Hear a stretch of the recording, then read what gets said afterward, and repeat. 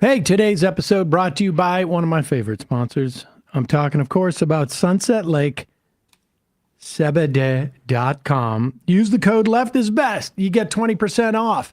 Sunset Lake has the best Seder. They have it as something that you can smoke or keef. They have pre-rolls. They also have tinctures, all sorts of tinctures. Tinctures with Seder as well as Seder. That helps you go to sleep. But they have tinctures with straight Seder and some with melatonin. It also helps you go to sleep. They have it in different concentrations.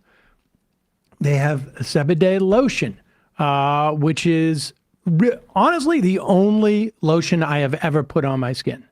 And I do it rarely. I just don't generally like to do it. But it's unscented, which I love. And it's great. For whatever reason, my calves get very dry. That's weird. Also, they have Seder Solves, great for your muscles. I find it also pretty effective for my summer, what do you call it, eczema. They have Seder coffee, Seder fudge, all sorts of great products. They have gummies. They have gummies to help you relax, gummies to help you focus, gummies just to help you with a little bit of THC. So if you want to have some fun, maybe chill Friday night and just whatever. They're a great movement partner. They've donated thousands, tens of thousands of dollars, things like Strike Relief Fund and Refugee Resettlement and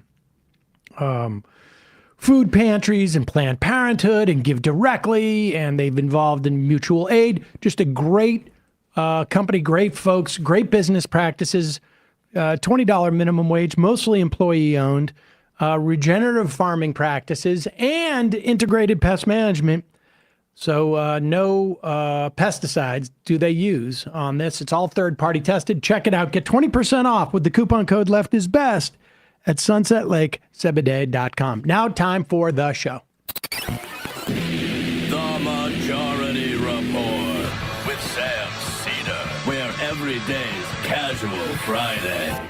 That means Monday is Casual Monday, Tuesday, Casual Tuesday, Wednesday, Casual Hump Day, Thursday, Casual Thurs, that's what we call it, and Friday, Casual Shabbat. The Majority Report with Sam Seder.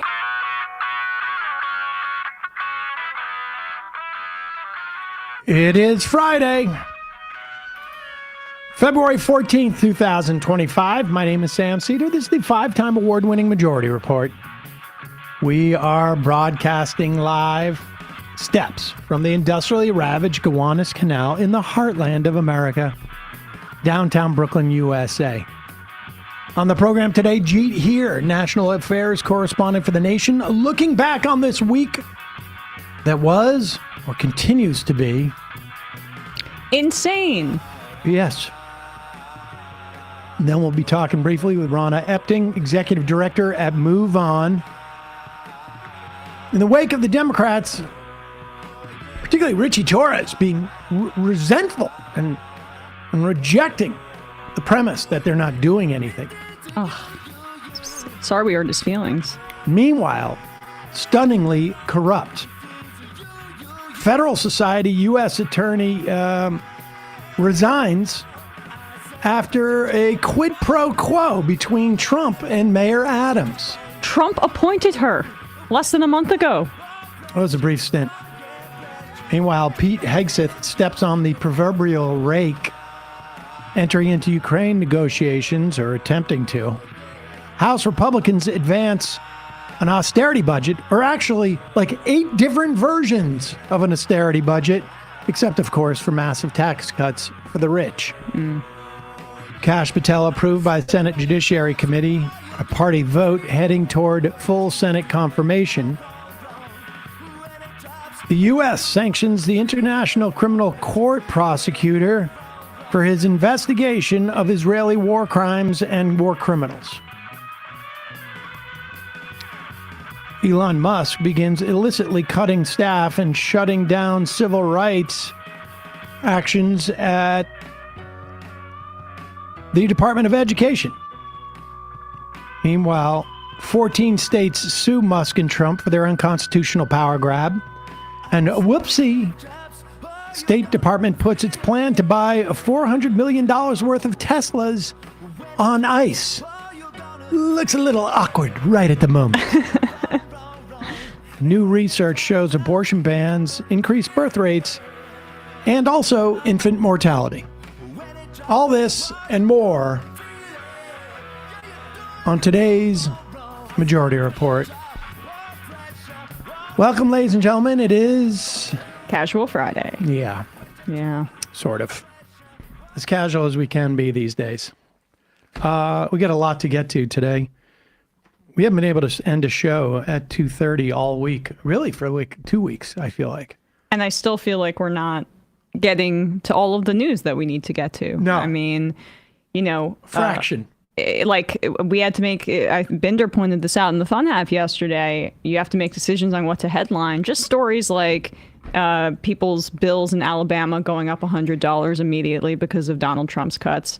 These day-to-day things are what folks are really experiencing. Like, this is actually happening. This isn't just an online war like Elon Musk who wants you to believe, posting memes and gotchas and whatever.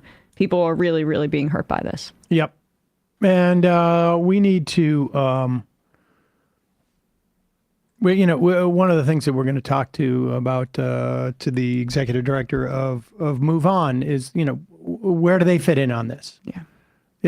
People have to start to line up to start taking different roles in the context of all this, because there's so much information. There's so much to be done here, and so much, frankly, to capitalize upon. If people in Alabama are paying $100 extra because of a USDA, I think it is, cut somewhere, then those people need to know that it's because of what's happening in Washington.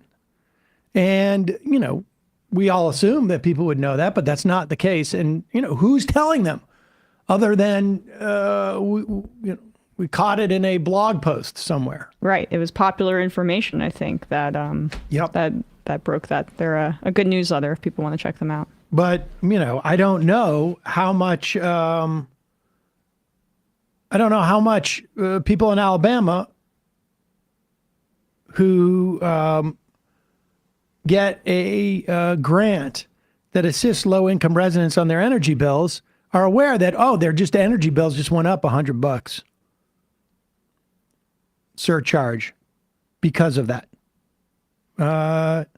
Huntsville Utilities.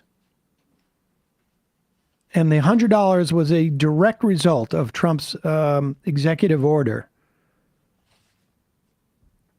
Yep. This is from cutting back on the LIHEAP funding. Right. Low-income home energy assistance program. Yep. Alabama had received $1 million of additional low-income heat. There you go. Yeah. Long acronym. As part of the IRA, or the Infrastructure, I should say, Investment and Jobs Act. And Trump rescinded it. We'll talk more about such things in a bit, but the big story, and this isn't just a New York story. I mean, this is a massive story. This level of unvarnished corruption is shocking. And it's only the shockingness is only enhanced by, it's now 5 U.S. attorneys, I think, have quit in the Southern District of New York, led by the acting U.S. attorney who was appointed by Donald Trump a month ago. On January 21st, he appointed her right after the inauguration. So no lefty, clerked for Scalia, had a scathing letter that came with her resignation on this front. Let's start with that letter. This is a letter from Danielle Sassoon. And she is writing to Pamela Jo Bondi, the Attorney General. Attorney General. Dear Attorney General, This is, people ask me why I always do RE And I always thought, like, oh, everybody knows what that is. It's just a lawyer thing. Oh, people don't know it means regarding? Yeah, I don't think so. Okay. I don't know. United States versus Eric Adams. Eric Adams being the mayor of New York City.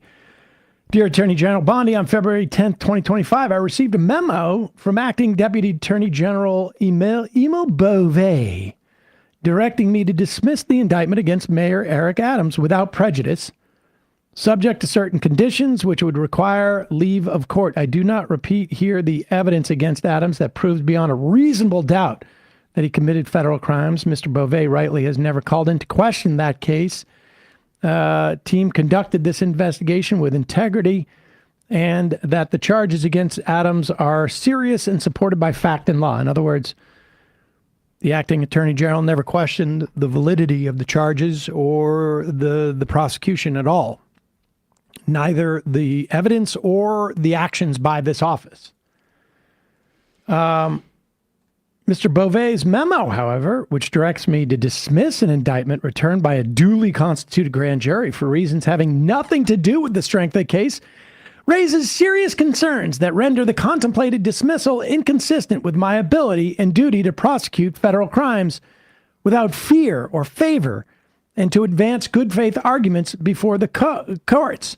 And she goes on to talk about when she took her oath of office 3 weeks ago.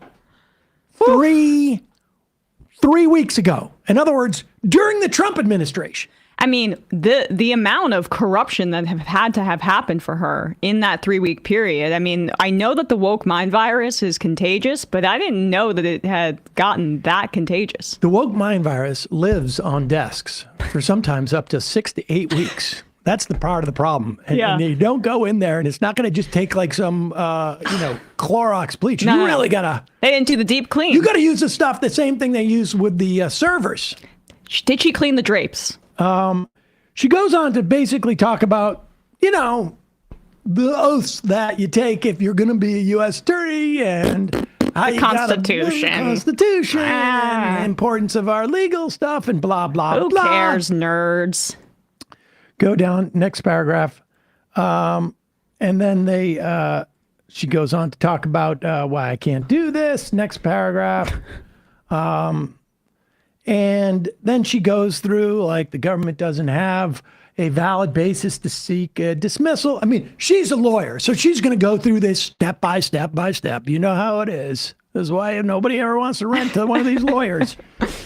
Keep going. Scroll through. Talking about how, like, you can't really drop charges just to make a deal to tell the dude to do to follow the executive's policies. Like, that's not a get out of free jail free card.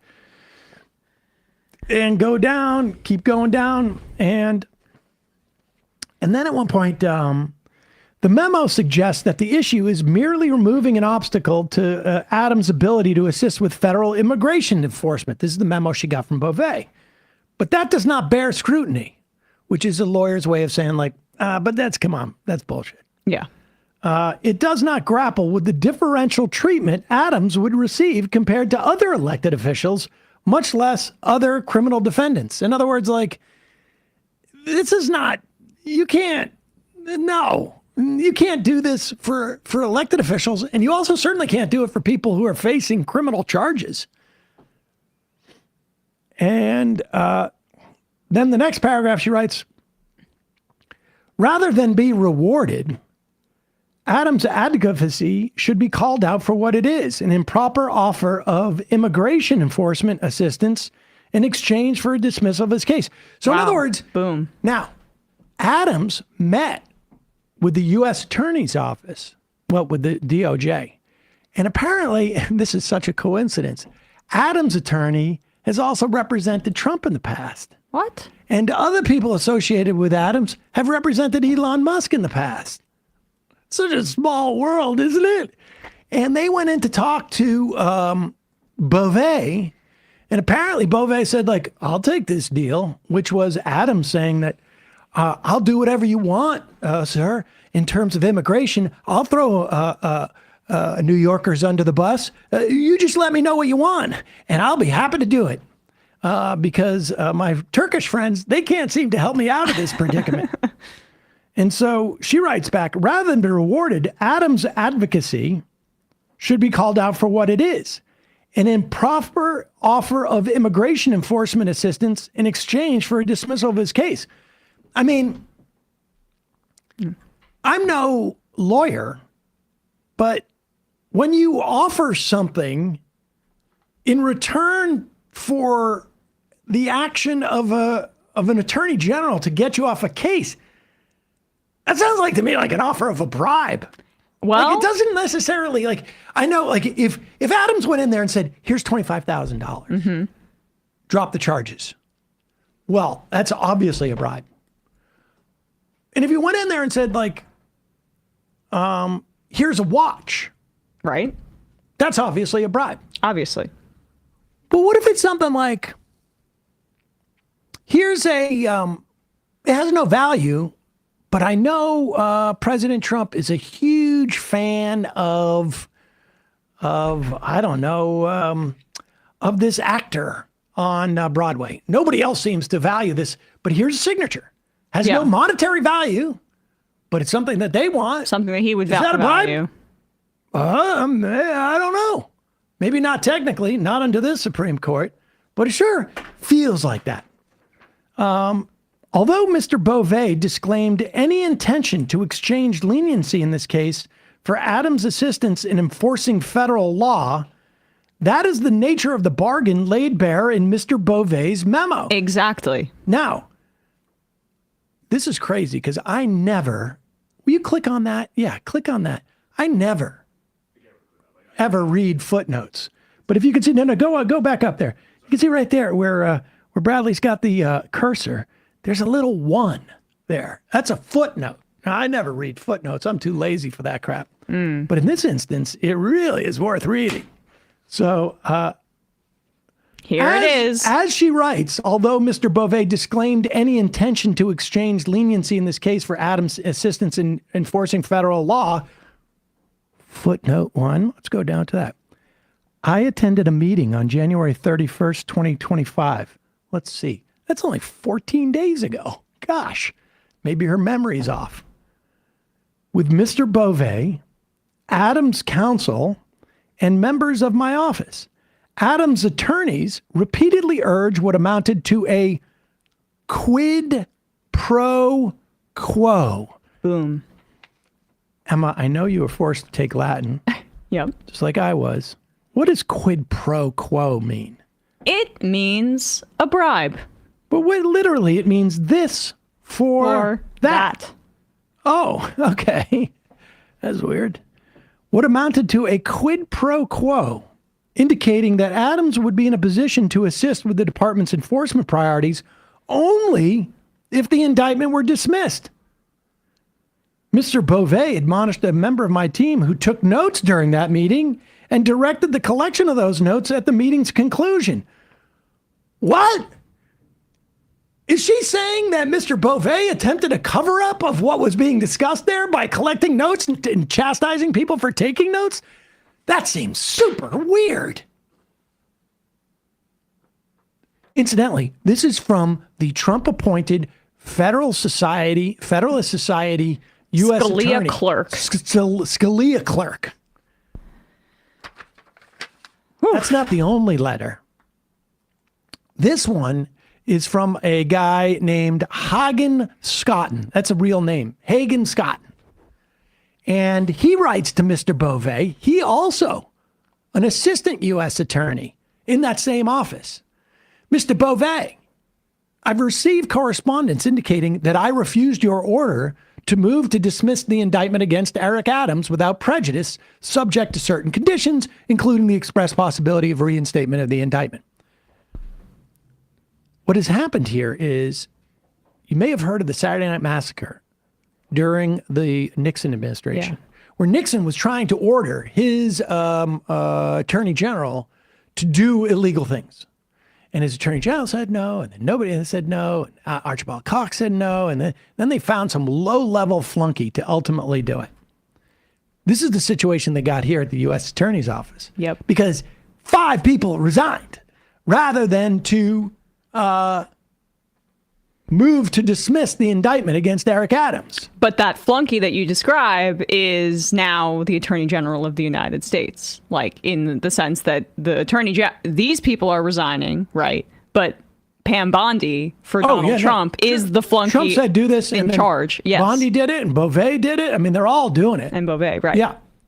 And so he says, I received the correspondence indicating that I refused your order to move to dismiss. And he writes, that is not exactly correct. The U.S. Attorney, Danielle Sassoon, never asked me to file such a motion, and I therefore never had an opportunity to refuse. So he wants to make it clear he never refused to file that motion because I never was asked to do it. Then he goes on. But I am entirely in agreement with her decision not to do so for the reasons stated in her February 12th letter to Attorney General. In short, the first justification for the motion, that Damian Williams' role in the case has somehow tainted a valid indictment supported by ample evidence and pursued under 4 different U.S. attorneys, is so weak as to be transparently pretextual.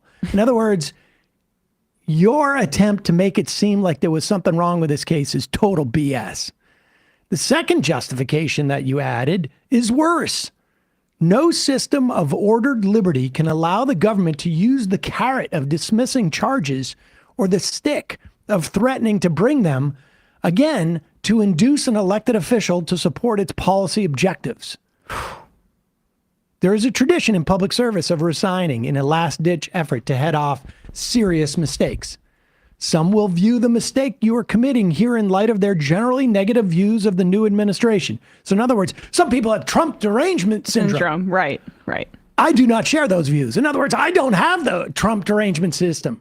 I can even understand how a chief executive like Donald Trump, I added that, whose background is in business and politics, might see the contemplated dismissal with leverage as a good, if distasteful, deal.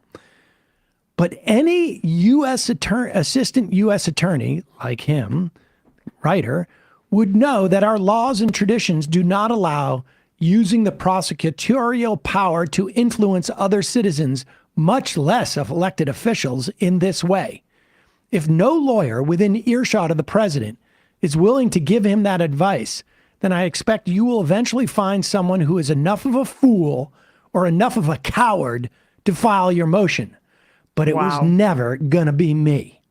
Please consider this my resignation. It's been an honor to serve as prosecutor in the Southern District of New York. I don't know who Hagen Scott is. I do. He used to clerk for one woke person named Chief Justice John Roberts. No way. Well, I'll tell you what. Bronze Star veteran as well. If I ever want a resignation letter, I'm going to have this guy. I'm going to hire this guy to draft it for me. But my point is that another person infected by wokeness who has a long history of conservative credentials, they have to fumigate the place. There's so much woke going on over there. It's crazy. Truly. But to be corny, it's an act of patriotism what they're doing. It's a good thing that what they're doing. Even though we probably have deep disagreements with them politically, they're doing the right thing. Yeah, I mean, if you don't have prosecutors who are upholding the law in this way, this is what should happen. Everybody should be resigning. Any decent human being associated with this administration should be resigning. Now, Well, this time federal around, workers have to hold the line, though. Oh, yeah, Yes, without yes, doubt. yes. But they're not associated with the administration. Yes. They work for the government. Yes. Last thing we need here. Let's play this clip of Eric Adams. He part of his deal, I guess, is to go on with Tom Homan. Do a media tour.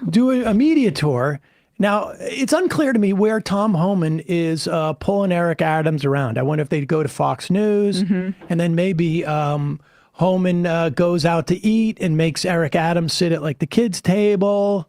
Right. I wonder if he's only allowed to speak when spoken to. Is Adams supposed to drive Homan around? Do we know if he's supposed to drive him around or just carry his bags or whatever he's supposed to do? But here he is. Homan has brought his mayor to Fox and Friends, and what are they going to do here?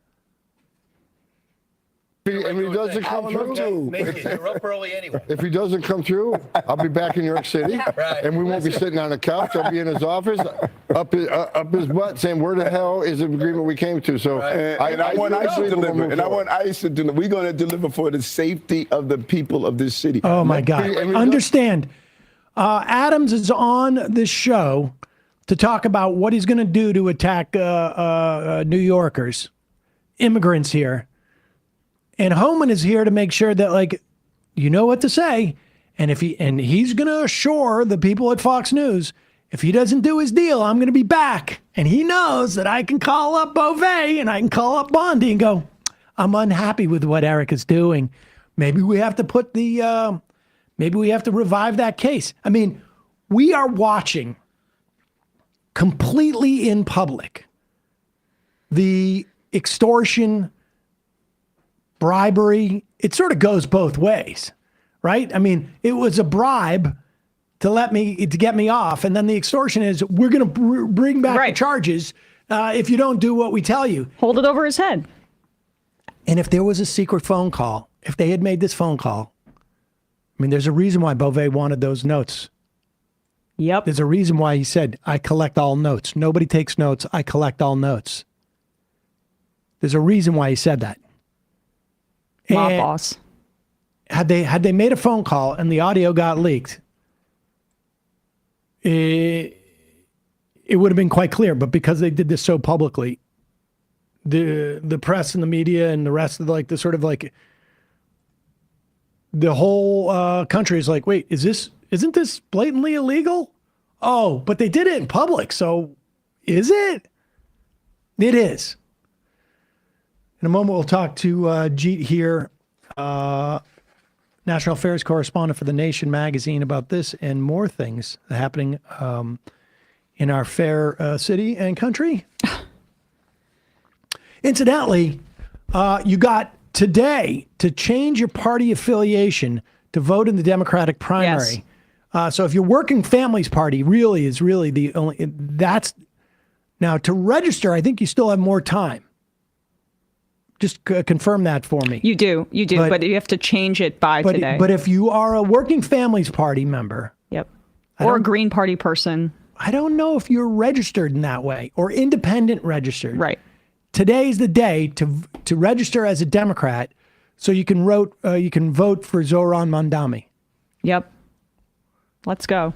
He's getting real momentum. And then you can put some other 2, 3 down there if you want. You know, Landers. Yeah. That's what I'm doing. A couple of sponsors today. One, first sponsor, ExpressVPN. Going online without ExpressVPN is like putting all your passwords and credit card numbers on a huge billboard for the whole world to see. That's a bad idea. Because even if one person driving by aren't going to use that to crack into your stuff, they're going to sell it. And then somebody's going to pair up that information with other information they can buy from a data broker. And then you're screwed. I want to thank ExpressVPN for supporting the Majority Report. And here's the deal. Visit expressvpn.com/majority. You can get an extra 4 months free.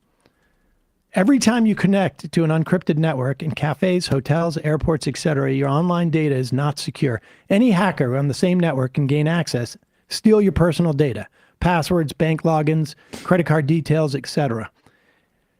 I mentioned this the other day. The copy says it doesn't take much technical know-how to hack somebody. Just cheap hardware is needed. A smart 12-year-old could do it.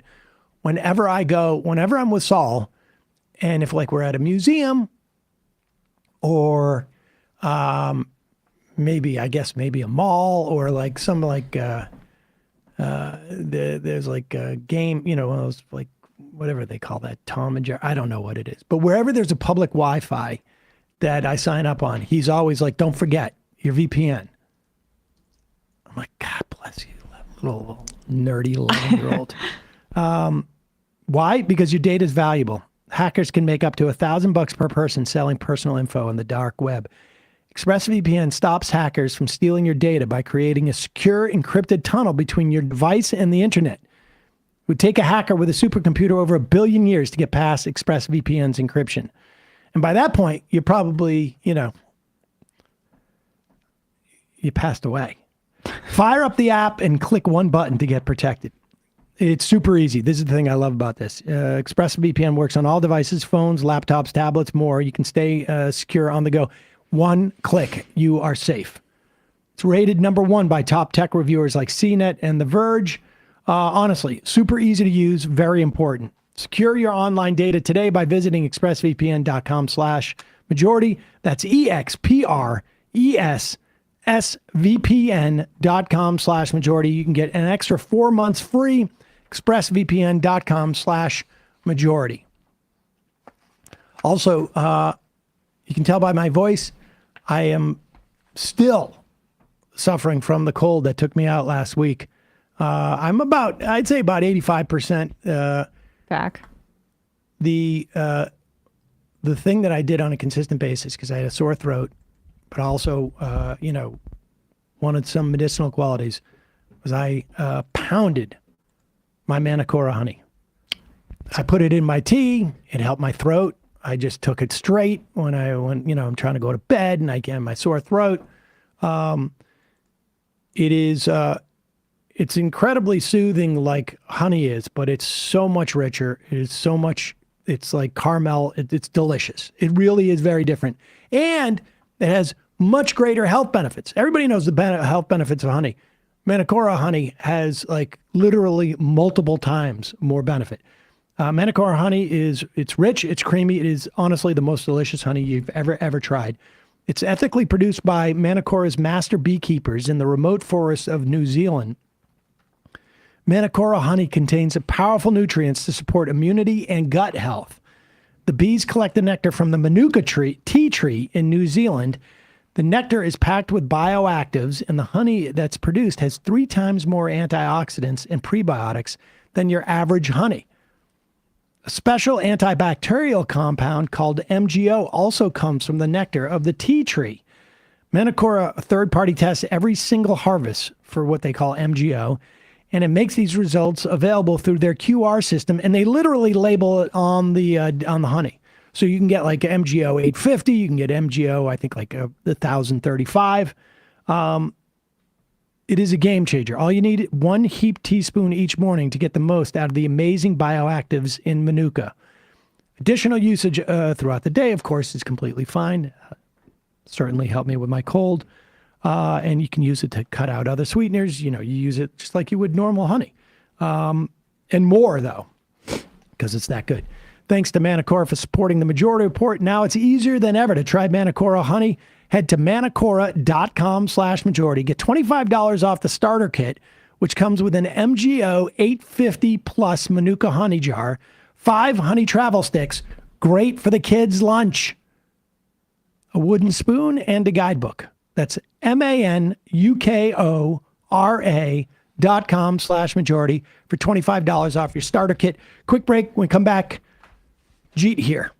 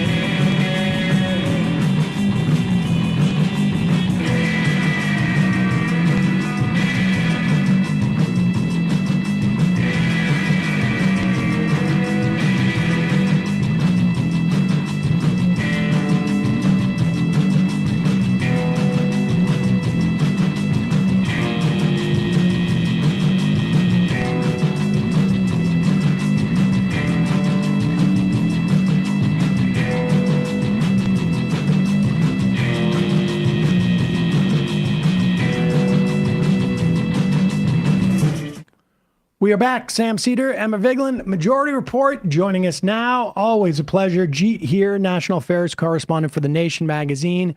Jeet, two things. One, people are asking about the Working Families Party. As you know, today is the last day to switch your party affiliation if you want to vote in the Democratic primary. We were just talking about Eric Adams. People can be a member. I vote for the WFP on the party line and all that, but I am registered as a Democrat.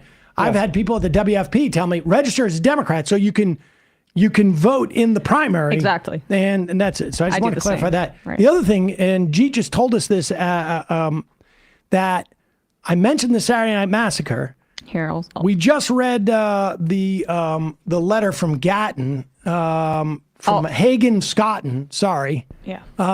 And Hagen Scotton, one of the 5 U.S. attorneys who he wasn't asked, but he preemptively refused to file the motion to dismiss charges against Eric Adams.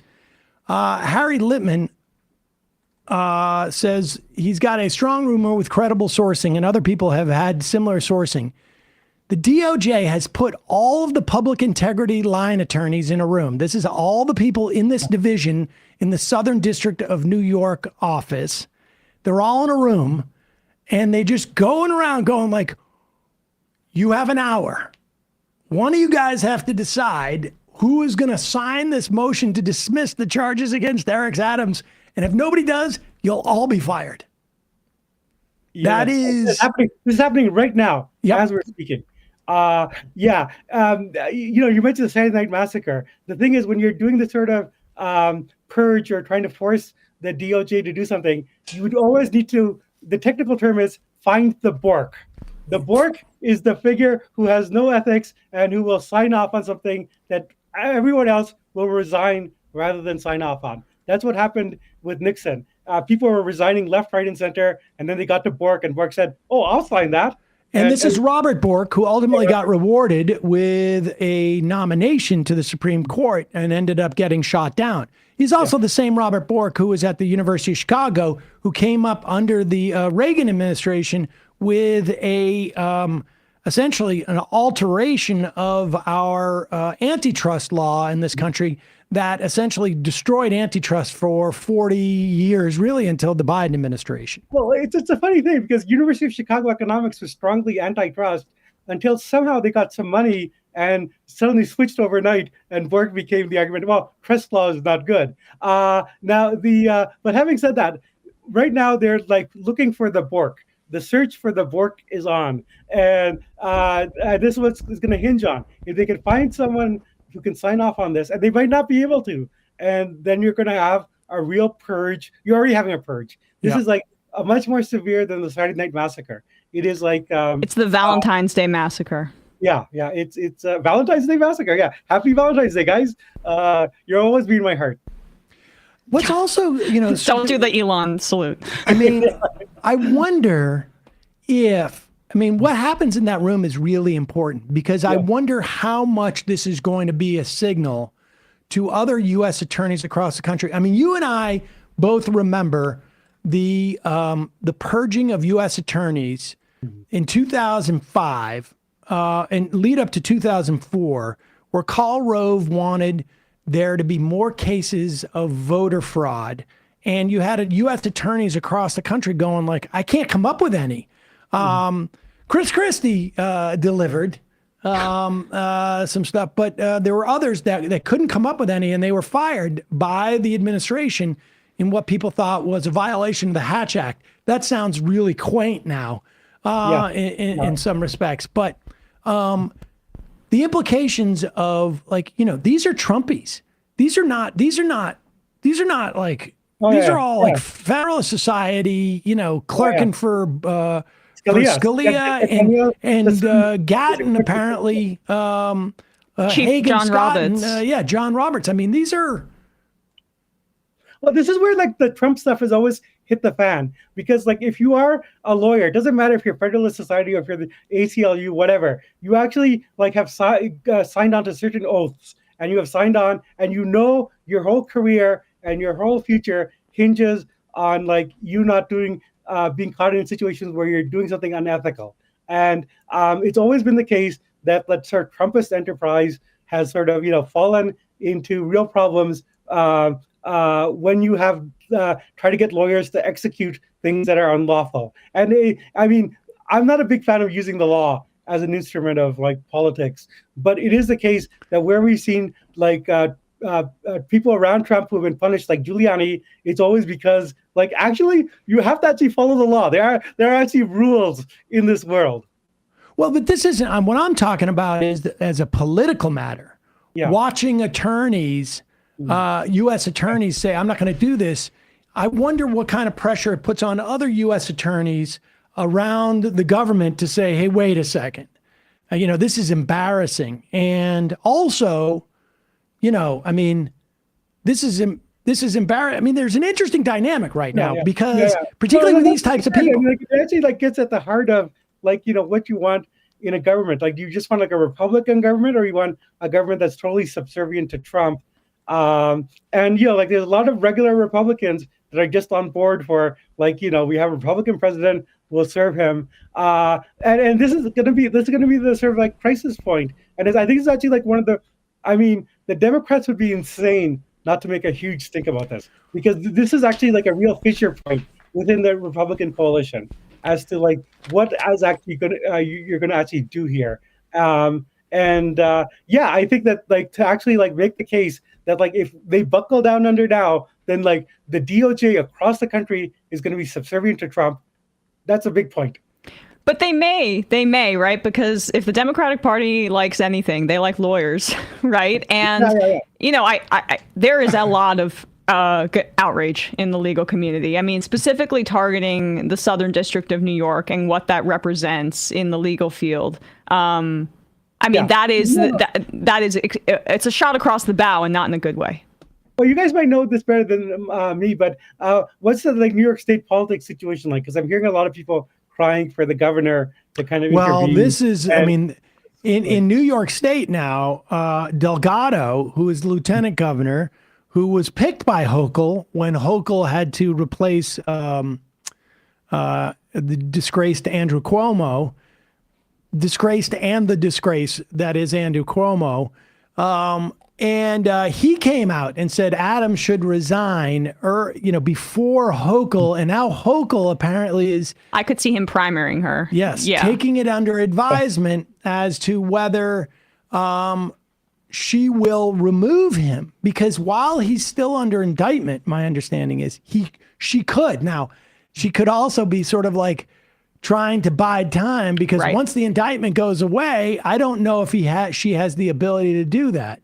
Right. And I don't know why she would want to keep him unless it's just like, I don't know, general weakness, but it would be good for her politically if she were to remove him. Oh, I think it's risky. And I think anything that speaks of a risk, and also and any risk that it could actually be helpful to her.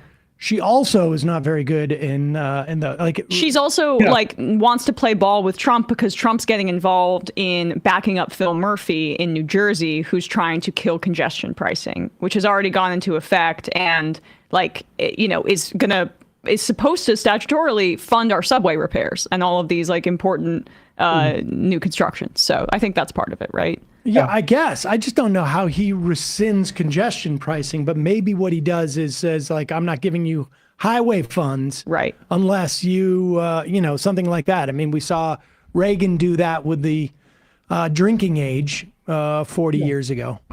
But can we just step back? Because it seems to me like just watching this unfold, like especially on Fox News, where like Adams was on with like one of Trump's DOJ person, and this is openly corrupt as anything I've ever seen. Where the guy was basically saying like, if he doesn't do his job, I'm coming back there and telling him we could arrest you again.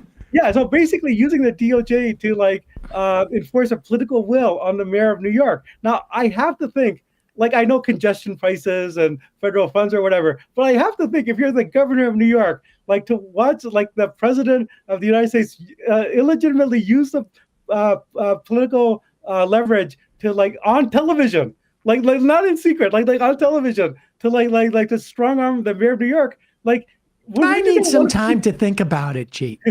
I need some time to think about it. When did you get some political points for standing up to that? For saying we're New York City, we're New York State. We don't let Washington push us around. They're so terrified. It's unbelievable. And so also leverage you can gain from that. And the other thing to consider is that not only is there so much leverage there, it's like hanging out there. And let's also be clear. Adams offered the bribe to the government. And then they said yes. And then they dismissed without prejudice so that they could extort him going forward. This is a bribery extortion case on both ends. It's pretty impressive. Were Kathy Hochul to make an issue of this, you suddenly can tie that into the 21st district, where Stefanik's race is up. And now they have put her nomination confirmation on ice because they're afraid they're not going to have the votes to pass whatever budget deals that they're doing. So we may not have a representative to the UN for a while. Right. But eventually her election's going to come up. And if Donald Trump is painted as trying to bribe and extort New York State, this doesn't even have to be anything other than hey, New York pride, whatever it is. Where's New your York's strong. New York's the Istanbul of America, right? Where's your sense of you have to stand up for where you are, just as a have some sense of dignity, people. Just have some sense of self-worth. Beyond politics. It's this is basically almost like sports, right? I mean, it's basically like sports. How could you do this? Yeah. We're the home of the Yankees and the Mets. We don't allow this. But I mean, in a sense, they're allowing Trump to be the New Yorker. He's the guy who's actually, I'm the tough guy. I'm gonna railroad everybody and go over them. And they're positioning themselves as weak defenders of the home county and who just buckle under. So just on a basic political level, I hate to tell these guys, they're professionals. Maybe they know what they're doing, but this seems totally idiotic. This is you're absolutely. I mean, you're absolutely right. And I'm I want to just sort of wait for another 5 or 10 minutes before we get to how the Democrats are not capitalizing on this stuff. Because we have more to catalog. But this is honestly one of the most, I was saying earlier, if this had been Danielle Sassoon in her letter says that Beauvais, the acting attorney general before Bondi got in there, was in a meeting with all of them and specifically said, no notes. And then at the end of the meeting was I want to collect all your notes and collected all the notes. Had this been a phone call where the audio had leaked, it feels like it would be a much bigger scandal, but it's almost like and this came up during the last Trump administration. The U.S. body politic, the media, the Democratic Party certainly, does not have the capacity to process this type of crime, essentially, when it's done without any shame. Our minds think that if you do something this wrong, you're going to try and hide it, not write it out in a letter to be made public. And then people are just well, how bad could it be? Mm-hmm. Yeah, no, it's totally bad. I in terms of the politics, I would want to emphasize something, which is I do take the point that the Democratic leadership make, that you have to pick your fights. You can't be reacting to everything. You have to be strategic. But I have to say, to have the Department of Justice in crisis like this and openly going on television using blackmail against the mayor of New York City, if that's not a crisis, if that's not a political fight that you pick, then what fight will you pick? Well, that's the thing, is that it's very difficult to figure out what it is that they're waiting for. But let's go through what we've seen. From your perspective, if you can't fight every battle, what have been the battles? What have been the most egregious things over the past mean, it's been almost 3 weeks since he's been elected, for almost 4 weeks. What are the most egregious things? Like, what are the ones that deserve the most attention? Yeah, I mean the Musk stuff definitely, like just the sort of basically the coup of the administrative state and all that stuff is like illegal. And like have been doing some stuff, especially like the sort of like the courts level. To me, like that is core. The other stuff, like one can get outraged that Trump says like many vile things, right? But he doesn't necessarily act on them. Like I'm as opposed as can be to ethnic cleansing in Gaza, but like does actually Trump have, or taking over Canada, right? But like I don't necessarily see like these are things that are going to happen immediately. I don't see the mechanism for that. So we actually have to look at like what they're actually doing. And for me, the big fight is first of all this Adams thing, but beyond that, the Elon Musk thing. Those are where you have to be fighting. Right. It just brought, but now what part of the Elon Musk thing? I mean, honestly, that is the difficult part, because it's hard in some ways to parse this stuff out. I know somebody who works in cancer research at a prominent New York hospital. They got a letter. It supposedly frozen the rescinding of these NIH grants, but he said they just lost 40% of their funding. Yeah. I got a IMer right here, who writes in, National Labor Relations Board attorney here, acting general counsel just rescinded a bunch of memos allowing student athletes to organize, outlawing non-competes, expanding National Labor Relations Board remedial powers, banning captive audience meetings, etc. He's not even a Trump guy. He's just a regular Republican. Like, what Musk is doing, aside from, is it, when you say what Musk is doing, are we talking about the unconstitutionality of it, or are we talking about the implications of each agency, how Americans are going to feel it? Okay. I mean, I think you can make a distinction between the sort of big picture overview of like what is the original sin here, and then how it affects people. Because I think the second part is very relevant for how you organize. But the first part, I mean, I think you have to immediately say that this whole enterprise is totally illegitimate. There's no basis in the Constitution for like a private citizen who is part of an agency that is just created by executive order to go in and take over the federal government the way Musk has been doing. It's totally illegitimate, and it's also fraught with corruption because he's the world's richest man and he's getting access to all sorts of valuable things. Just like data is money, data is power. He's going to be able to data mine the government. That's all totally illegitimate, and I think that should be the case. That what we have here is a plutocratic takeover of the government. What Bernie talks about, oligarchy. This is the oligarchy right here. That's the main big picture political item. Now, having said that, once you make that argument, then to get people where it hurts, like mentioned, they're getting rid of cancer funding. They're hurting like all the agencies that people rely on. So you have to have a two-front thing. Keep the big picture in mind, but then also like actually specifically lay out all these outrages, and you can organize on a local level for that, because there's hospitals all across the country that are being affected. That's why I sort of conceptualize this. Okay, so let's just take the broader argument, right? Mm-hmm. How do you communicate that? I mean, as opposed to just saying it, right? Like, because I get it. I mean, there's a lot of people who ran around with their hair on fire. I was one of them, and frankly, I think it was justified during the first Trump administration. And that's actually worked. We actually prevented a lot of bad things happening in Trump.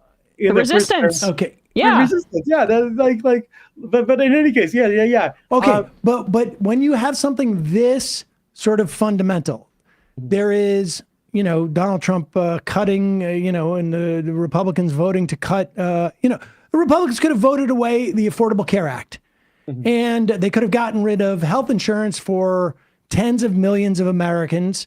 They could have, tens upon tens upon tens of millions of Americans. When you think about Medicaid, they could have rolled back all the patient protections that we have in the ACA, rescission and, caps and stuff like that. But that would not have been a breach of the Constitution. You would have immediately moved to that sort of second level thing of like, here is this kid who doesn't have health insurance anymore. Here is this 55-year-old who doesn't have health insurance anymore, et cetera, et cetera, et cetera. But in this instance, it is extra constitutional what he's doing. Yeah.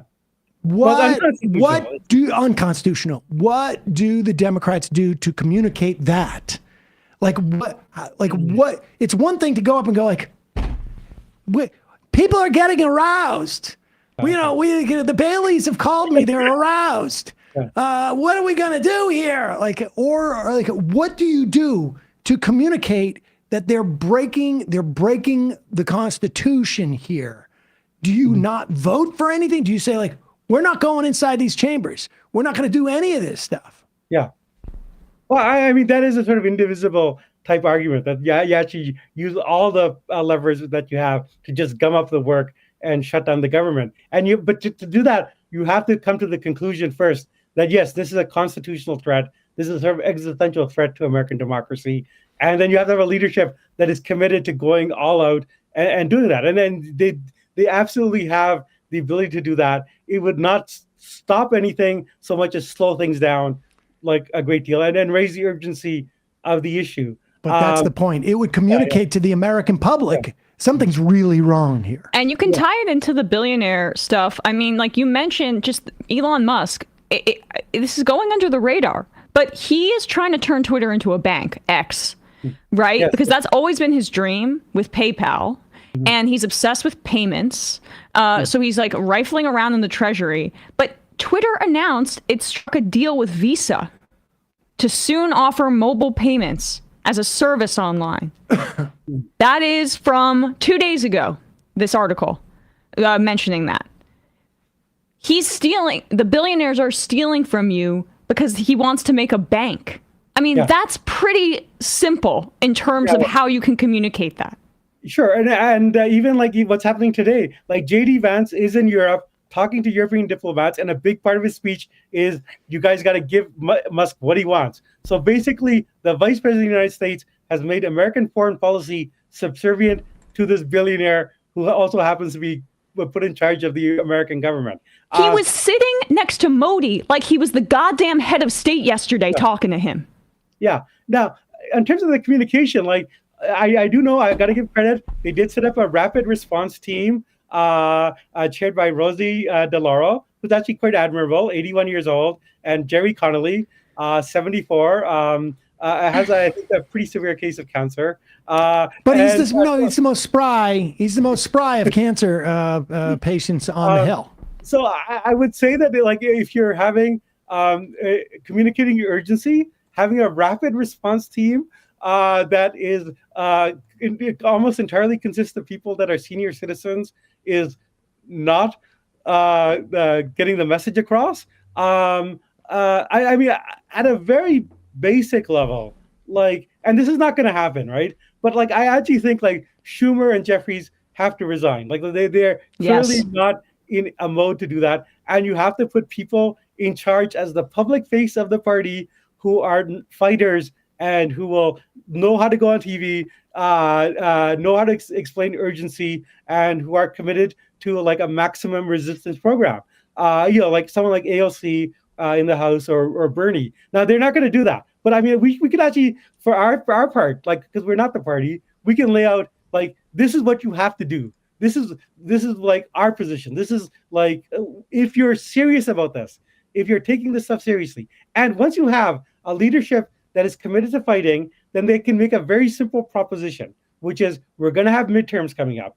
Our proposition to the American people is what's happening now is an attack on the Constitution, attack on American democracy, and its open plutocracy. And if you give us a House and Senate, we will investigate the hell out of these guys and make them pay for what they're doing. Now, you make that your argument going forward. That's what they would do, I think, if they took this stuff as seriously as they should. Now, it's pretty clear from everything that Schumer and Jeffries have said that they do not take this stuff as seriously as you and I do, and that might be worth talking about. Yeah, I mean, let's have that talk. They don't seem to take it seriously, and before they can get to, we will, if you give us the House and the Senate, we'll investigate the hell out of this. They need to be out there communicating there's a problem.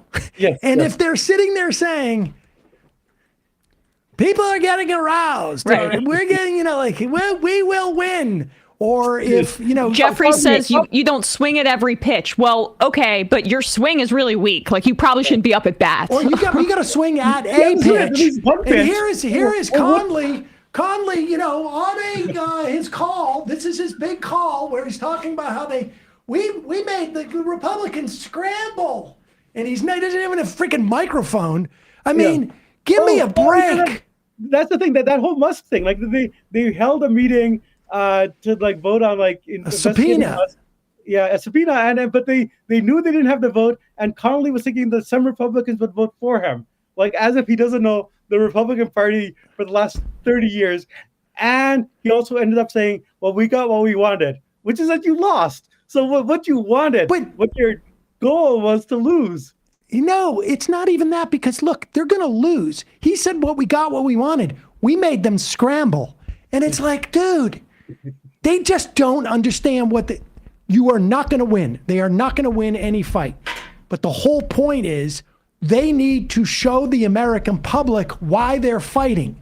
In the loss, and it will be loss after loss after loss, but within each loss, they need to communicate to the American public, this is not the Democratic Party's loss. It is America's loss. It is not just our loss. We are fighting for you. It is your loss. You have lost. Every time we are not empowered to do anything, we are all losing. They are not communicating that, and they don't even seem to understand that's what they got to be doing. No, that's absolutely right. And I want to think through a little bit like why they think this, because I think there's some good reporting. And a lot of this is coming from the donor class. And basically, the really big donors have told Schumer and Jeffries, like this is not an emergency.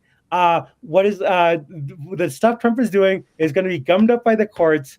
And so you just let things run its course. You basically, Schumer's theory is you just let like Trump screw up, and then things will fall on your lap.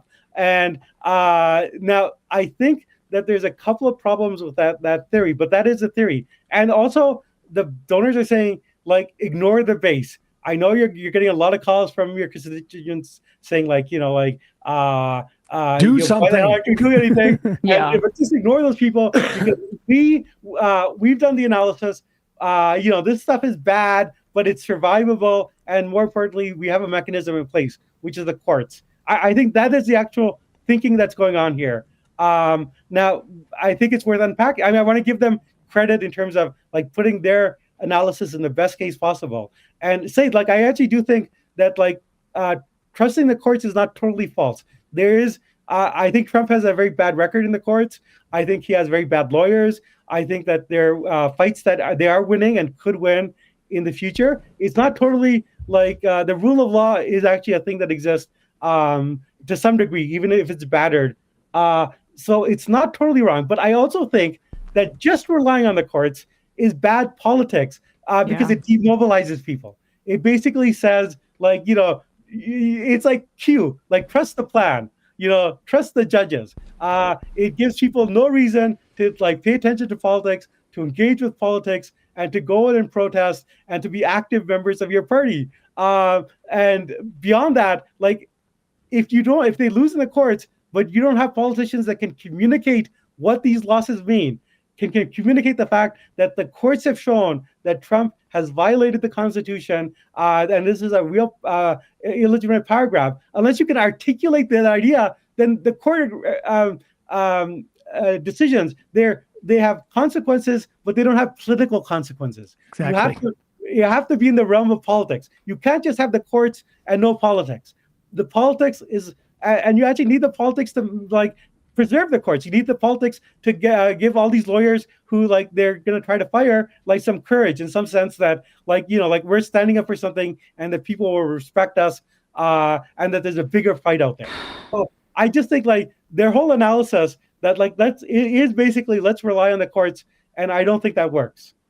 I couldn't agree more. I mean, it's completely contrary to what their role. I mean, they're out there saying we have no power.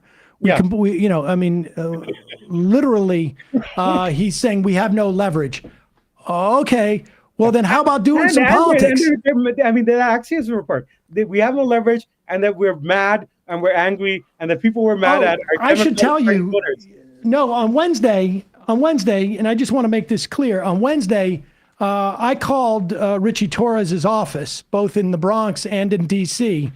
Nobody answered. I left a voicemail apologizing to him for because he really resents that we feel like they're not doing anything. He rejects and resents it, and we just want to apologize for upsetting him because I know, that this time of year is a good time of year to take a vacation. Maybe you want to go, I know my son's got vacation next week, and everybody wants to go and maybe get a little bit of sun or something like that. And we're really interfering with his potential, his trip to the Bahamas. His R&R. Or wherever was he going to go? Yeah.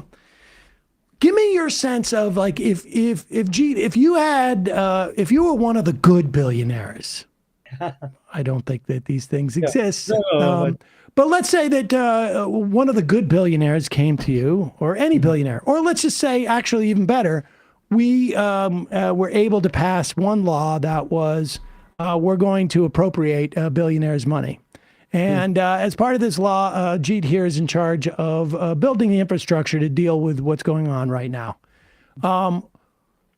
If the Democrats' role, the elected Democrats' role would be to communicate to the American public what's going on with this attack on the administrative state is unconstitutional, first level. Second level, and here's how it's hurting individuals around the country. And to their credit, I've heard it floated. I don't know if they're going to do it. I've heard the floating of like creating a shadow government in some way. So like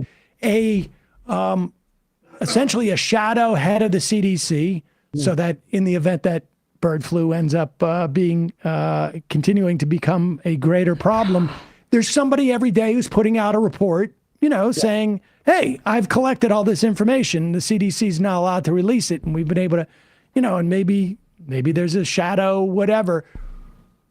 Where would the different players play? In other words, like if that's the role for the Democrats, where are the different groups? We're going to be talking to the ED of MoveOn in a minute. Where do these different groups, where should they function? Okay. I think that their main function right now is actually like putting pressure on the Democratic Party to do some of this stuff, which they're not doing. But like, if you can get to a position where like the Democrats are in an active opposition, then I think the main role is one of sort of like communication, and to realize that the information environment is very hostile, and that basically one of the things that Musk is doing is using Twitter to spread like lies and propaganda and to defame civil servants. And you actually need like an alternative communication network to debunk that. Now, I'm not positive that I think all his lies are working. Like he keeps saying he's found all this fraud, and I think the media has actually done a pretty good job of saying that like they've actually found no fraud. But if you had like an active political movement that's out there keeping people engaged and informed about what is going on, that has an infrastructure in place, and that is like strongly like partisan and has a sense of, which side are you on? Who's your friend? Who's your enemy? And can define Musk in particular as the enemy, as the embodiment of this billionaire class that has like basically taken over the government. I think that would be the most effective use for these outside groups to actually like mobilize people. Now, I think currently the Democratic Party does not want their voters mobilized. Like they just want people to show up and vote in special elections and midterms. But actually, I think that if we can get the Democratic Party in opposition, then the secondary role is to just explain to people what's going on, because there's a lot of stuff going on, and there's a lot of different people that care about things. Like there'd be parents that care about the vaccination stuff. There'd be obviously like medical patients that care about like all the stuff they're doing to the healthcare system. Obviously, elderly people about Medicare and Social Security. So you actually need to which is something they've resisted doing, but like actually create an infrastructure for communication. an alternative media structure that actually doesn't just say give us money, we're fighting Donald Trump, send us $5, but is actually communicating with people what the crisis is. Well said. Well said. All this news just keeps pouring in. The AP is reporting that HHS is preparing to fire 5,000 employees this afternoon. So, yeah. I do actually think just looking at all the people that are being fired, and these are people in very critical stuff, in terms of air traffic controller, people involved with nuclear power.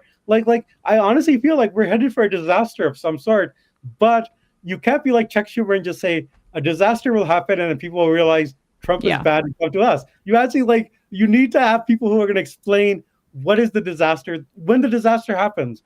And I'm pretty sure a disaster is heading our way. You need to actually be able to explain what happened. We just had a plane crash that killed nearly 60 people. Have the Democrats been bringing that up at all after he threw the federal government into chaos? I don't use that politically. That's a disaster. Yeah. I mean, planes are falling out of the sky. We're all mad. I mean, I'm. It's just frustrating. Yeah. I will put out. I mean, the Trump offers a good counterpoint to this, because when Biden was in power, anything bad that happened, East Palestine or whatever, they were out there. They were saying well, why isn't Pete Buttigieg doing something about the trains? Do we see anything comparable to that? Someone actually looking at what's going around and making them into the political arguments that they actually are. No, they do the Laken Riley Act. They'll pick a white girl who was killed by somebody who was an immigrant, and they'll make a whole thing out of it. Where are the Democrats introducing legislation named Bill Johnson, who died last year because he wasn't able to get health care? That's what they need to be doing. Politicizing. It doesn't matter if they think it's performative or it's beneath them. Do politics. Act like you're resisting, even if you don't have the mechanisms to do it. That's the lesson here. So, Jeet, sort of a pleasure. Well, yeah, in its own special way. Always a pleasure. Great to talk to you. We will talk to you soon. Yeah. As always, we will link to your latest piece in The Nation magazine, and to people go back and read what you've been saying for months and months and months. Really appreciate it. Yeah. Oh, it was great to be on. And as I said, happy Valentine's Day. Yeah. Yes, you too. Sorry, we didn't mean to yell at you. We're yelling with you. Okay. Yeah. Okay. Bye, guys. All right, folks, we're going to take a quick break. When we come back, we'll be talking to Rahna Epting, Executive Director at MoveOn, to find out what they're doing. We'll be right back.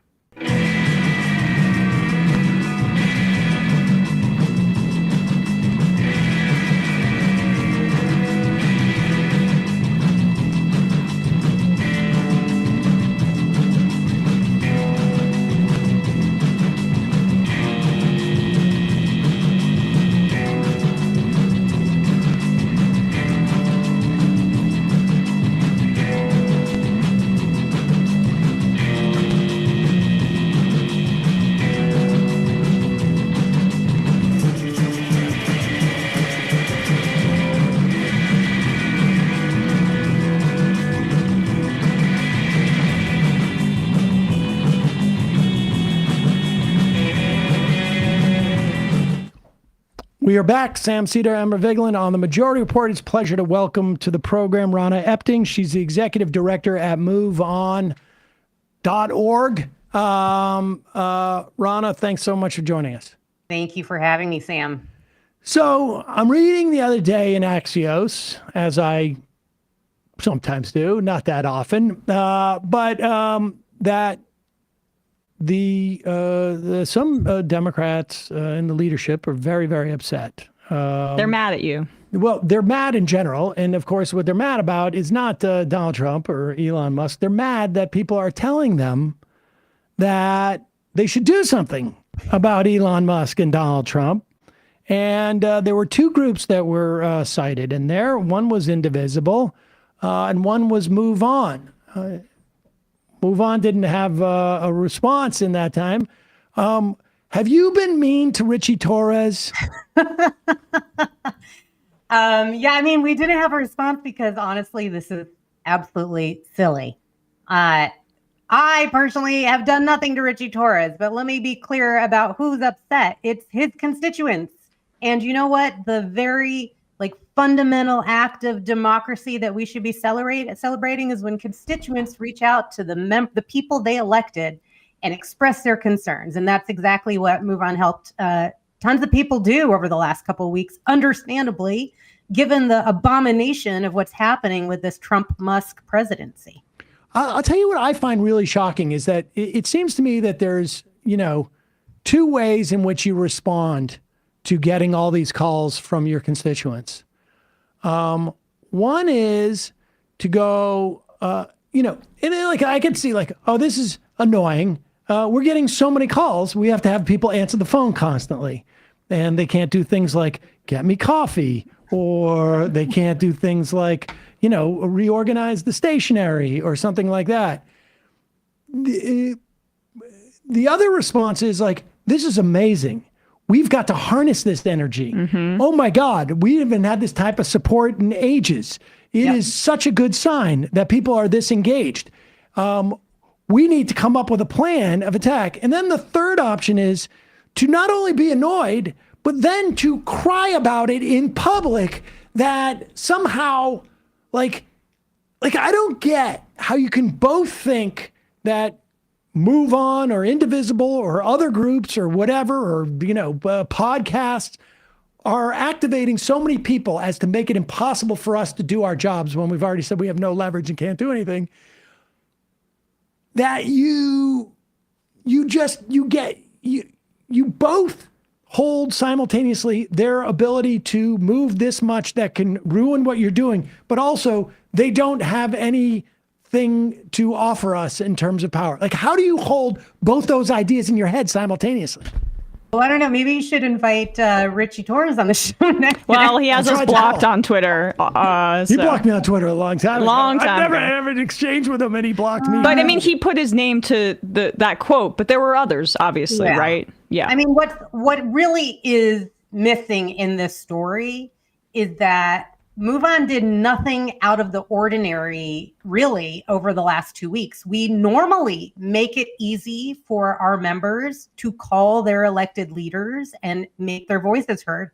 What was drastically different these last couple of weeks is how many people took us up on our offer to call their member of Congress. And that has nothing to do with what MoveOn's doing. That is a testament to the actual anger and fear that the Democratic base, who's really, MoveOn is a large slice of the Democratic base, is actually feeling right now. And so my wish is for these elected leaders that are so upset to instead say, wow, look at all these voters of mine that are reaching out to me and asking me for help. Let me take this opportunity to respond and work with them and organize this energy into power so we can beat back this very incredibly existentially dangerous administration and what they're trying to do.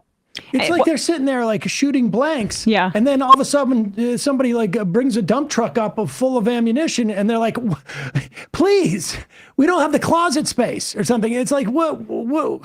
Go. No, I mean, I just what can you just educate our audience as to what they can do? Because I think, it's true, of course, they don't have the House and they don't have the Senate. But what are some of the things in terms of just communicating to the public that this is an issue, performing politics? When you are in opposition, it draws attention. Using the bully pulpit. What can you just explain how that works and why it's so important that they do it? Yes. So the leverage that senators have is different than the leverage than House members have. And, they've made that point very clearly and point taken. But it does, there are hard tools they have and there are the soft tools. And I think that what we're talking about is, actually, let me give an example. Some of these members are saying, well, folks in my district aren't alarmed. They're not talking about what's happening with the cuts with the Trump administration. And I think the answer here isn't, okay, so then not do anything. The answer is, oh, what's my job as an elected official? It's to help make sure my constituents understand what is happening in Washington and how that will directly impact me here at home. And how about hosting slews of town halls across your district. Yes. About calling your constituents, about sending them emails, about making sure going on in local media, making sure they understand what's happening. Like that is those are some of the soft tools that anybody can use. I don't care what you're hearing or not hearing from your voters in your district. But some of the hard tools, I would say, in the House, really, they have the historically slim margin in the House. Republicans have like 3 votes. That's, they can't afford to lose any of those. And what Trump and Musk are doing is not even popular with the Republican base. So it is actually possible to peel off some Republican votes here. And Democrats should be doing nothing to help them pass these exorbitant cuts to things like Medicare, Medicaid, Social Security, cancer research, what have you. Democrats should leave all options on the table to prevent this from happening. It's only going to hurt constituents in red and constituents in blue districts. And then on the Senate side, there's a ton more leverage on the Senate side, denying quorum if Republicans don't have the 51 votes in the chamber, or blocking unanimous consent, or maxing out debate time, which we've seen many senators as of late leverage that power. But it's not that they don't have levers. They definitely have less. They don't control the House or the Senate, yes, but it doesn't mean they don't have anything. And to even say that they don't is concerning, because what really I think this last election was like, who is fighting for me? Yeah. That is what we have to make crystal clear, undeniable. Can you imagine Mitch McConnell saying, I don't have any leverage in his heyday? Obama came in, massive electoral win in 2008. And you know what the Republicans said? We're not going to give him an inch. We're going to try to block everything. Mitch McConnell was successful in many ways in that regard. Can you imagine if after that he came out there and it was a much wider margin that Obama won by, and said, I don't have any leverage? Can you imagine that? Not from that man, no. I think he's an evil genius who could write a master class and how to use leverage that's not even in the books, right? And how to create leverage that you never even had. But, we're not going to stop asking and encouraging and supporting and facilitating our members, who are voters, who are the base of the Democratic Party, to go out there and make their voices heard. And over this February recess week, that's exactly what we're going to continue to do, because there's nothing wrong with this. There's nothing to apologize for. This is exactly what we want people to be doing, is engaging in the civic process, in making sure that we're doing everything we can to stop Trump and Musk from stealing money out of our pockets and cutting lifelines for people in this country. Rahna, give me a sense of what MoveOn, how MoveOn sees itself. Like, what is it supposed to be doing? I mean, I know the organization. I'm old enough to remember the organization got its start in the wake of the Clinton impeachment, when he was being impeached for lying in an affidavit about the definition of is and having sex with Monica Lewinsky. And MoveOn was born out of the sense of like, the country has more important things to be worried about. Yeah.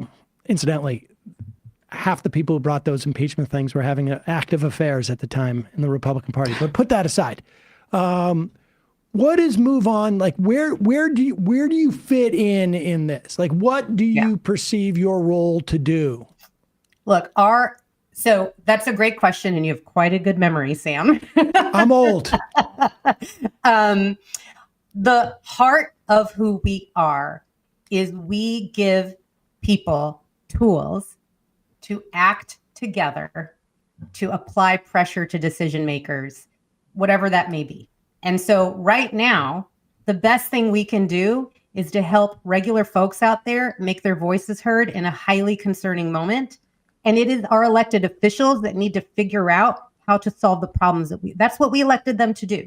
And so we are an expression or ability, we're giving people the ability to express their voices. And oftentimes, especially as of late, that has resulted in supporting Democrats or, supporting Biden or Harris to run for office. But it's not always the same. It depends on what's happening in the political climate. And I'd say this moment we are in right now, an incredibly perilous moment where it's not just, it's not Bush v. Gore anymore.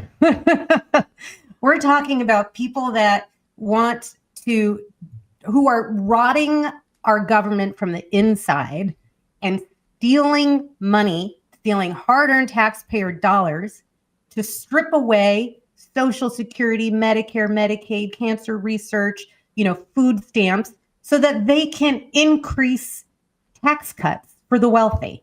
That's what they're doing. It's all a grift. And it's creating a national security crisis at the same time. It's making all of us less safe. It's destabilizing, markets. It's destabilizing the global world order. So this is not Democrat v. Republican anymore. This is like billionaires versus the rest of us. And now more than ever, it's incredibly important that people make their voices heard. And we as people have leverage too.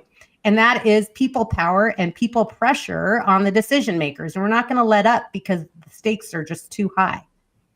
And do you have any mechanisms in which to get stories of how people are being impacted by what they're doing in terms of hollowing out our government?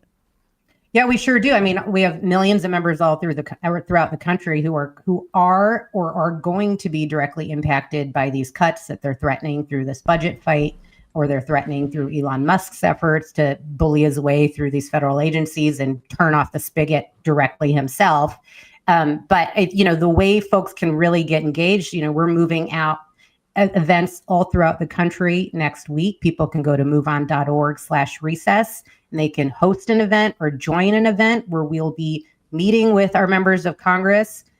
If they're Republicans, giving them holy hell about capitulating to these cuts.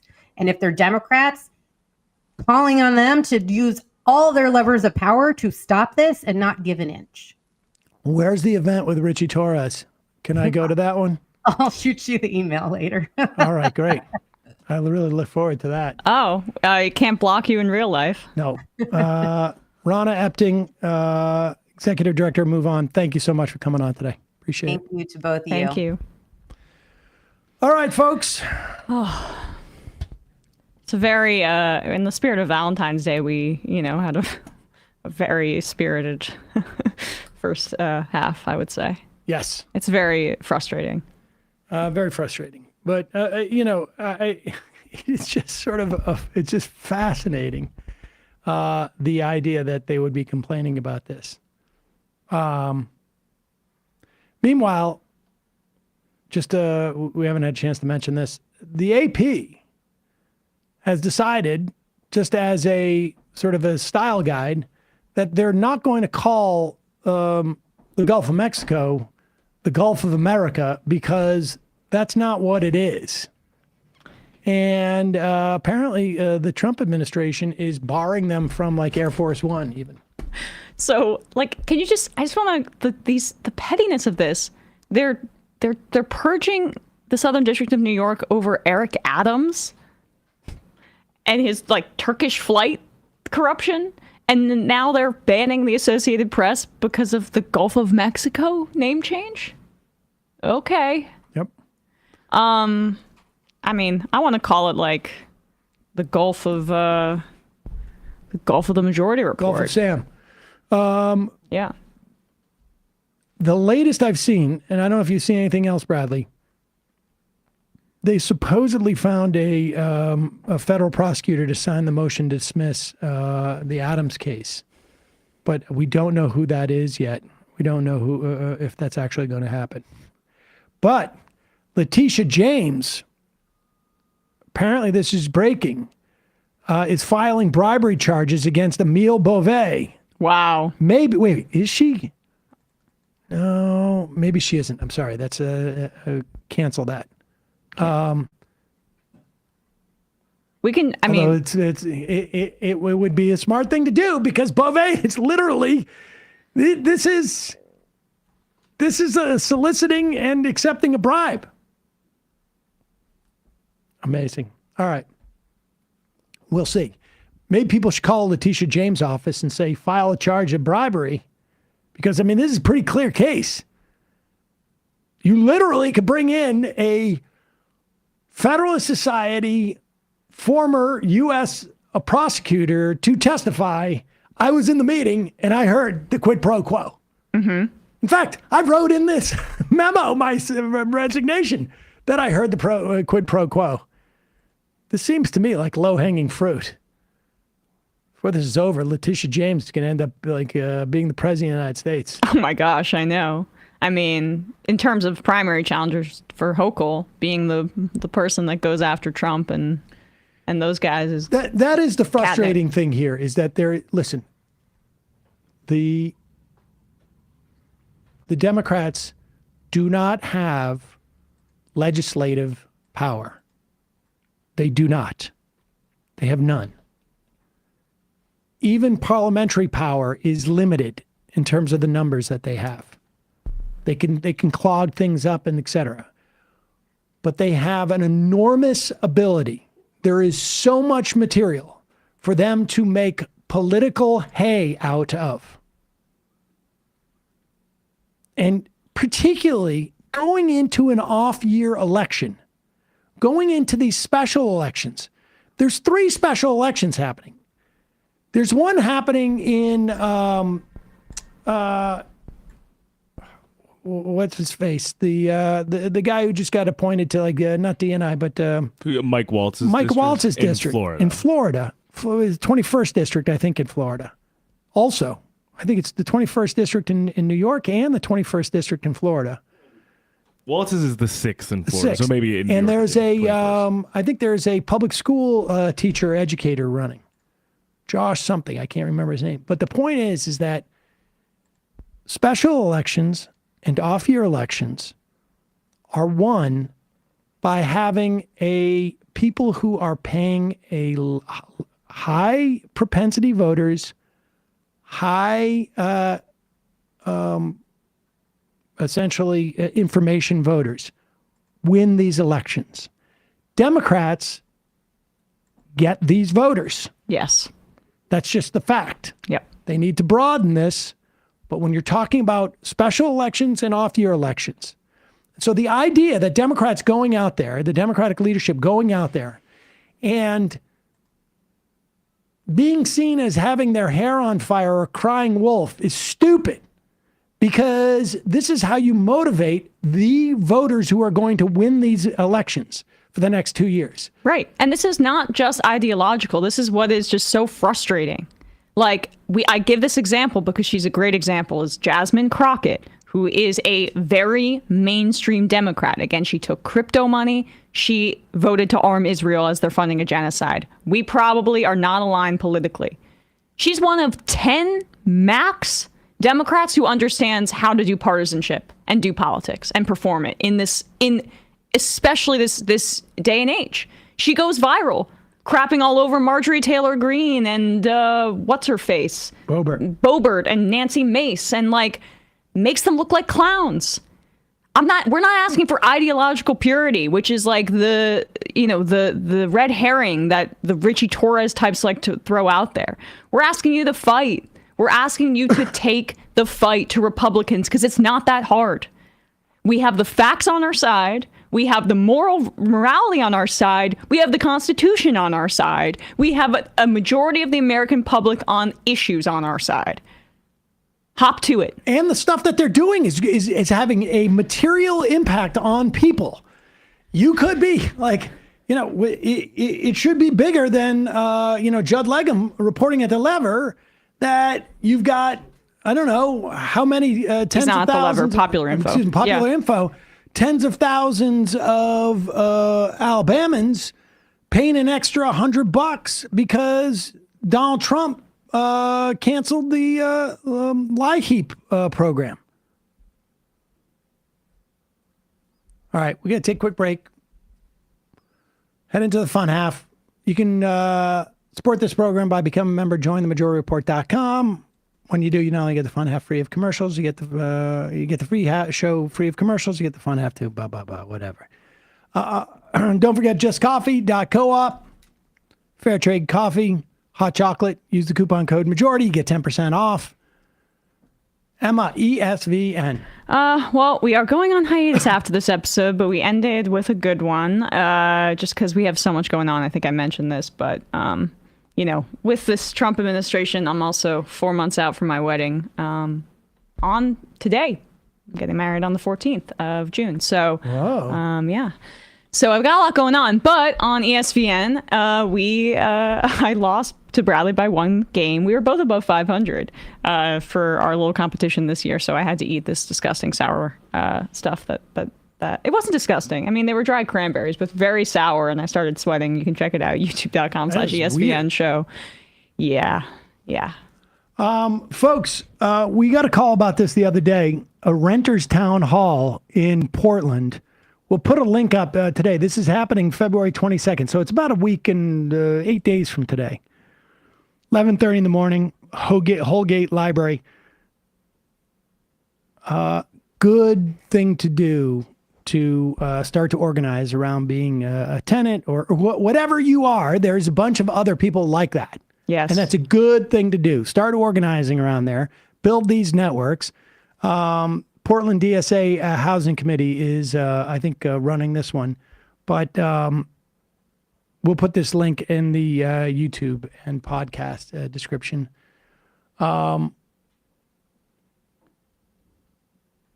Bradley, what is happening on Left Reckoning? On Left Reckoning, Matt and David spoke with historian and friend of the show, Alexander Avina, about the USAID funding battle in the Trump administration, and I believe an interview with Kylie Chung of Jezebel will be coming out as well relatively soon.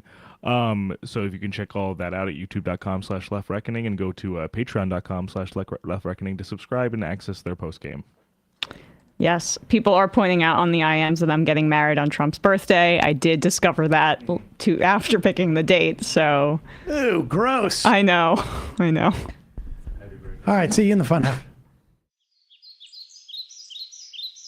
3 months from now, 6 months from now, 9 months from now, and I don't think it's going to be the same as it looks like in 6 months from now, and I don't know if it's necessarily going to be better 6 months from now than it is 3 months from now. But I think around 18 months out, we're going to look back and go like, wow. What? What is that going on? It's nuts. Wait a second. Hold on for a second. The Majority Report. Emma, welcome to the program. Hey. Matt. What is up, everyone? Nomi Key. You did it. Let's go, Brandon. Let's go, Brandon. Bradley, you want to say hello? Sorry to disappoint everyone. I'm just a random guy. It's all the boys today. Fundamentally false. No, I'm sorry. Women's... Stop talking for a second and let me finish. Where is this coming from, dude? But dude, you want to smoke this 7-8? Yes. Hi, me? Is it? Yes. Is this me? Is it me? It is you. Is this me? Hello, is this me? I think it is you. Who is you? No sound. Every single freaking day. What's on your mind? Sports. We can discuss free markets and we can discuss capitalism. I'm gonna go throw up. Libertarians. They're so stupid, though. Common sense says, of course. Gobbledygook. We fucking nailed him. So what's 79 plus 21? Challenge Matt. I'm positively quivering. I believe 96, I want to say. 857-210-3501. 1/2. 3/8. 9/11, for instance. $3,400, $1,900. 6, 5, 4, $3 trillion sold. It's a zero-sum game. Actually, you're making me think less of it. But let me say this. Poop. You call it satire. Sam goes to satire. On top of it all, my favorite part about you is just like every day, all day, like everything you do. Without a doubt. Hey, buddy, we see you. All right, folks. It's just the week being weeded out, obviously. Yeah, sun's out, guns out. I don't know. But you should know. People just don't like to entertain ideas anymore. I have a question. Who cares? Our chat is enabled, folks. I love it. I do love that. Look, gotta jump. Gotta be quick. I gotta jump. I'm losing it, bro. 2 o'clock. We're already late, and the guy's being a dick. So screw him. Sent to a gulag? Outrageous. Like, what is wrong with you? Love you, bye. Love you. Bye-bye.